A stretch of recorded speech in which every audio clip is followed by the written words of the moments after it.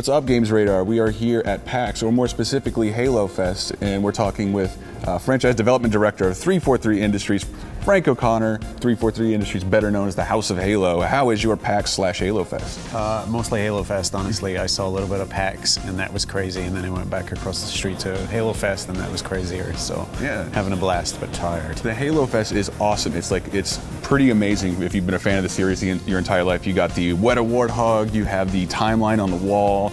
You got the dioramas from the Believe campaign. Yeah, it's really cool. I mean, some of the stuff we hadn't even seen. And one of the weirdest things that happened at Halofest was, we had a panel with the actors, and Jen Taylor, who plays Cortana, and Steve Downes are, of course, on the panel. Steve Downes plays the Master Chief. They'd never met before.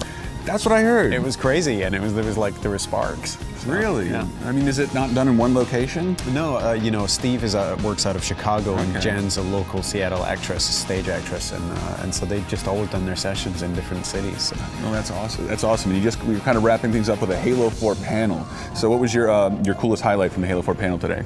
Just showing, I mean, we didn't show all that much, but we got to introduce the team. And that's been, it's hard, especially for me, because I'm often the public face, and it's not fair, because there's, hundreds of more talented, more deserving faces, and it was good to introduce a few of them to the community and lift our skirts a little bit on Halo 4.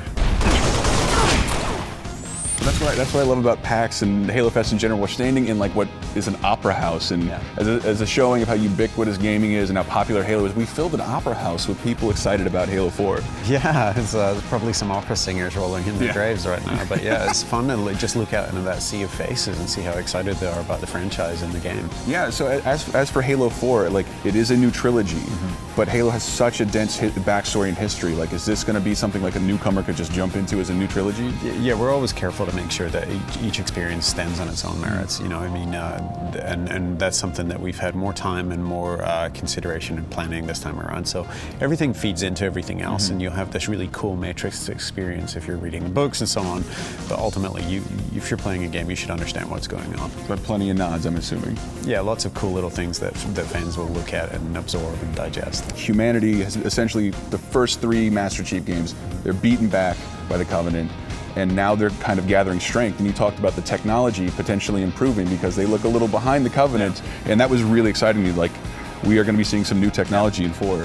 I mean, you will, and some of it's pure game design, right? It's like, how can we put in a new gun that's fun to use, and how can we put in a new vehicle that's interesting and dynamic? And some of it's canon. I mean, we work in collaboration with the designers and with the artists to make this stuff make sense and figure out what its role and where it pivots in the Halo universe. Gravity gun? That sounds more like Portal. I know. Well, all right, thanks a lot for talking to us, Frank. It's my pleasure. Thanks for having me. See you later, Games Radar.